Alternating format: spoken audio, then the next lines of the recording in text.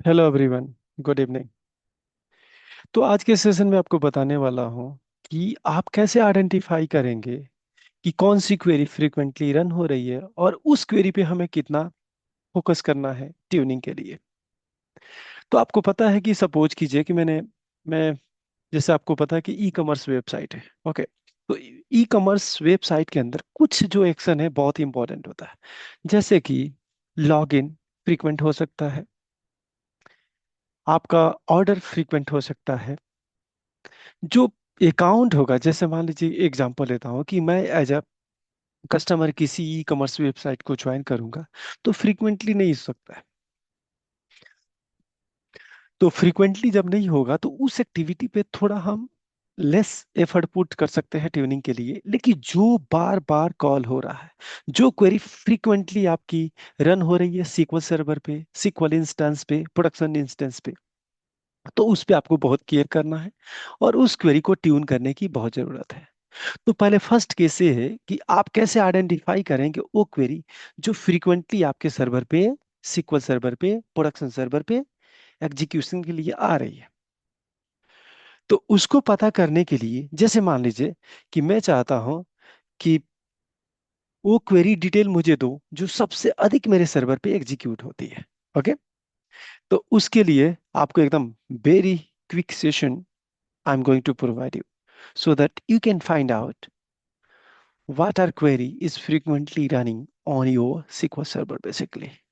तो उसको मैं आपको बताऊंगा कि कौन सी क्वेरी है जो फ्रीक्वेंटली रन कर रही है और उसके लिए मुझे ट्यून करने की जरूरत है। अब सपोज कीजिए कि मुझे एक छोटा सा एग्जांपल लेता हूं कि जैसे मेरे पास इमेजन की सब्सक्रिप्शन है, उसकी मेरे पास अकाउंट है। तो मैं जाके लास्ट 3 ईयर का कोई ऑर्डर देखना होगा तो मैं देख नहीं सकता। जैसे कि मैं फ्रीक्वेंटली नहीं जाऊंगा, बार बार जाके मैं लास्ट 3 साल या 5 साल या 10 साल का ऑर्डर देखने नहीं जाऊंगा, या एक 6 महीने के पहले का ऑर्डर नहीं देखने जाऊंगा। जो करंट कार्ट में है उसी को देखने जाऊंगा। हो सकता है कि मैं एज ए सपोज कीजिए कोई यूजर नहीं है।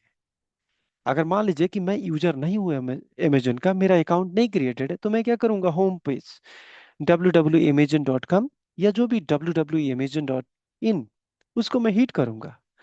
तो उस हीट पे जो भी आपके प्रोडक्ट लिस्टिंग हो रही है उसका जो प्रोसीजर होना चाहिए कि वो बार बार हिट होगा आपके डेटाबेस सर्वर पे। तो वो क्वेरी आपका हाई प्रायोरिटी है कि ट्यून करना है। ये नहीं कि वो क्वेरी जो 3 साल या 4 साल का मुझे डेटा दिखाना, ऑर्डर दिखाना है, कैंसिलेशन दिखाना है, वो इंपॉर्टेंट नहीं है।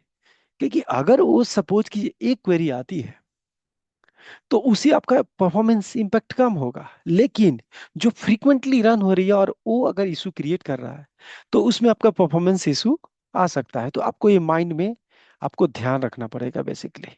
ओके। तो हम स्टार्ट करते हैं डेमो से और आपको ये बताएंगे कि कैसे आप इसको फिक्स करेंगे बेसिकली।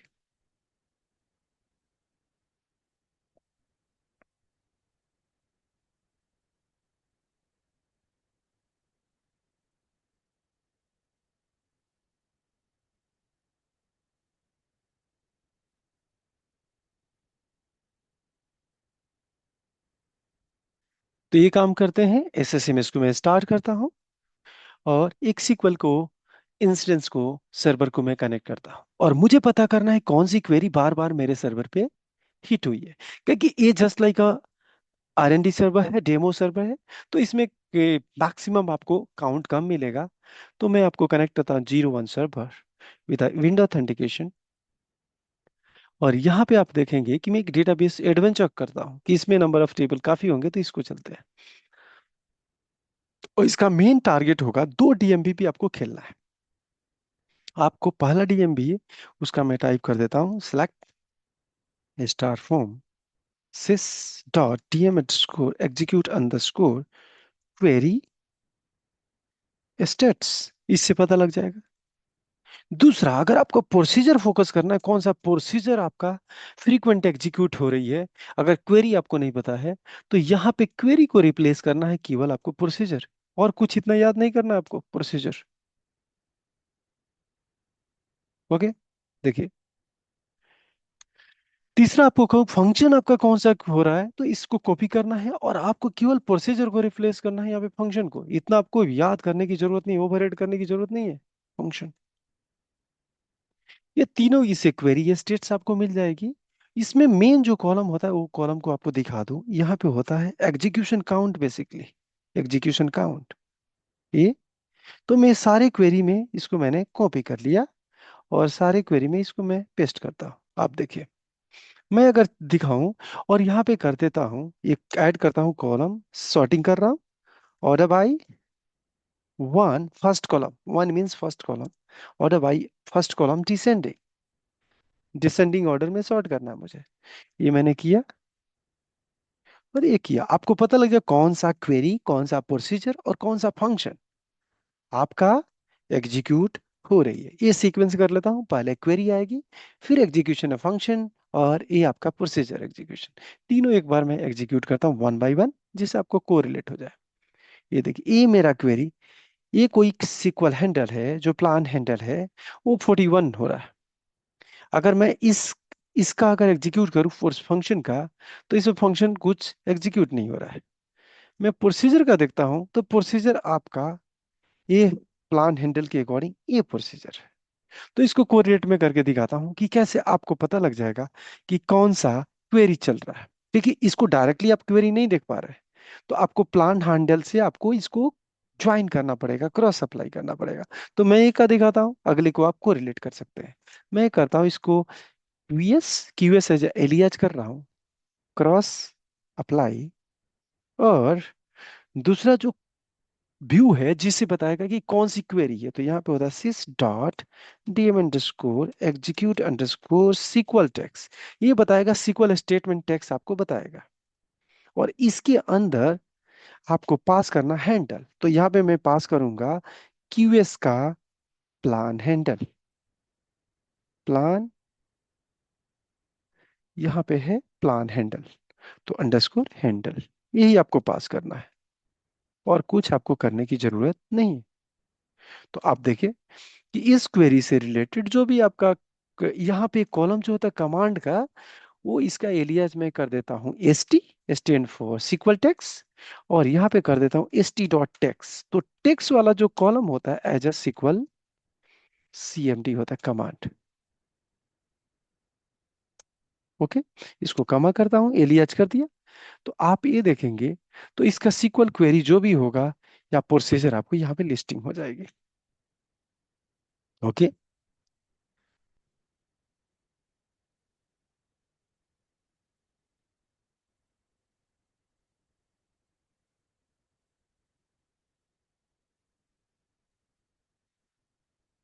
ओके, ऐसे ही आप इसको भी कर सकते हैं। सेम एग्जाम्पल, इसको आप कोरिलेट करके आप इसको देख सकते हैं, क्वेरी को, फंक्शन को। तो इतना ही आपको कॉपी एंड पेस्ट करना है, ये वाला क्रॉस अप्लाई से। मैं ये काम करता हूँ, इसको एंड करता हूँ, क्रॉस अप्लाई से लेके ये पार्ट आपको कॉपी करना है और इसमें आप पेस्ट करते जाएंगे, तो ये आपका डिटेल आपको मिल जाएगा। तो आप इसका क्यूएस, इसका मैंने एफ टी एफ एस किया, एफ एस, तो यहाँ पे एफ एस कर लीजिए, एफ एस। यहाँ मैंने इसको मैंने एलियाज कर देता हूँ पी एस, प्रोसीजर स्टेट्स, तो यहाँ पे मैं कर दूंगा पी एस। और ये सारे वन बाई वन करके आप देख सकते हैं। ओके, तो ये आपका है तरीका जिससे आप पता कर सकते हैं कि क्या क्या एग्जीक्यूट हो रहा है। ओके, आप देख लीजिए स्केलर फंक्शन, ये फंक्शन आपका है, ये प्रोसीजर है, और आपको यहाँ पे कमांड, हाँ मैंने सेलेक्ट में ये मिसिंग कर दिया कि कौन सा फंक्शन है कौन सा। तो ये वाला आप पार्ट अगर कॉपी करना है तो ये भी आप कॉपी कर सकते हैं। ओके, तो मैं ये कॉपी कर लिया, इसमें भी यही कॉपी कर लिया। तो आप क्वेरी और प्रोसीजर सारे कुछ डिटेल आपके पास आते जाएंगे। ओके, तो मैंने क्या किया, सीक्वल टेक्स, इसमें क्यों नहीं आया? ओके, गुड, इसमें तो कोई था नहीं, आई थिंक सो, ये भी आ गया। फंक्शन, इसमें कमांड, इसको मैं एग्जीक्यूट करता हूँ, तो ये आपका प्रोसीजर डिटेल, ये सारे कुछ आपके पास टाइप ऑफ प्रोसीजर, ये सारे आ गए। तो आप ऐसे ट्राई कर सकते हैं और उस क्वेरी को, उस प्रोसीजर को, उस फंक्शन को आप ट्यूनिंग के लिए जा सकते हैं। आपको पता लग जाएगा जिसका मैक्सिमम, जैसे कि अगर नॉर्मल स्ट्रेट फॉरवर्ड आपको क्वेरी चला रहा हूँ, तो इसको मैं डिलीट करता हूँ टाइम बिंग के लिए। मैं ये अगर करता हूँ, एस टी, मुझे कमांड का मतलब नहीं, कमांड तो बाद में फाइनल फाइंड कर लेंगे, लेकिन एग्जीक्यूशन काउंट को फोकस करता हूँ। तो इसका एग्जीक्यूशन 10 है, तो 10 एग्जीक्यूशन है। और इसका आप यहाँ पे आपको डिटेल भी मिल जाएगा कि लास्ट टोटल एग्जीक्यूशन काउंट कितना है, कितना आपका वर्कर टाइम लगा, लास्ट वर्कर कितना है। यहाँ पे elapsed टाइम में मिल जाएगा कितना लॉजिकल रीड है, कितना फिजिकल रीड है, और कितना लास्ट elapsed टाइम। जो आप देख सकते हैं कि लास्ट elapsed और टोटल elapsed, सारे डिटेल आपको मिल जाएगी। टोटल elapsed कितना टाइम चला है, लास्ट कितना टाइम लगा है इसको, और मिनिमम कम कितना लगा और अधिक कितना लगा है, तो इस और मैक्सिमम कितना लगा है। तो इस चीज को आप ध्यान रख सकते हैं और इसके बेसिस पे भी आप ट्यूनिंग कर सकते हैं। Okay. Okay, thank you. Thank you for watching. अगले वीडियो में आपसे मिलते हैं। Thank you.